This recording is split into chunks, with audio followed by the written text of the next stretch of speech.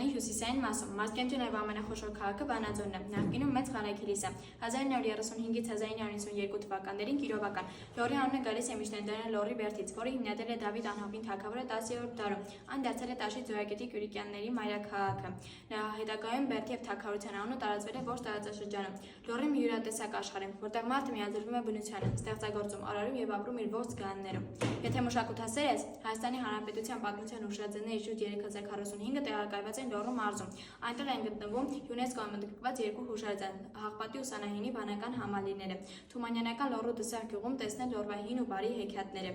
Եթե բնության սիրահար ես, Լոռին յուրաքանչյուր եղանակին կարելի է տեսնել նոր ներկապնակով։ Այնտեղ յուրաքանչյուր տեսարան գունեղ է եւ ապշեցնող, ինչպես նաեւ քալաշավային արահետներ, որոնք ուղեկցեն քեզ Լոռվա չբացահայտված անկյունները։ Եթե արկածասեր ես, Լոռին այդ հնարավորությունը եւս կտա քեզ։ Վստահաբար սոցիալական ցանցերում լսել ես ռաֆթինգի մասին։ Մարզի կլիմայական պայմանները թույլ են տալիս ռաֆթինգը փորձել թե ամռանը Դեբետ գետում եւ թե ձմռանը Լոռվա ձյունածածկ սարերում։ Եթե գաստրո զբոսաշրջության սիրահար ես, չգիտեք ինչ բան է կոնչոլը, լոռեցիք լավ գիտեն։ Հնում անճար մարդու համար համով կերակուր էր կոնչոլը։ Մեր տատերը մի խորամանկ բաղադրատոմս էին հնարել։ Մի գթալ յուղ էին դաղանում կաթսայի մեջ, հետո ջուր ավելացնում եւ երբ եռում էին, մի հատ ձու էին կոտրում մեջը, հետո կաթսայում ինչքան հաց կար, մեկ-մեկ կտորներով ավելացնում էին։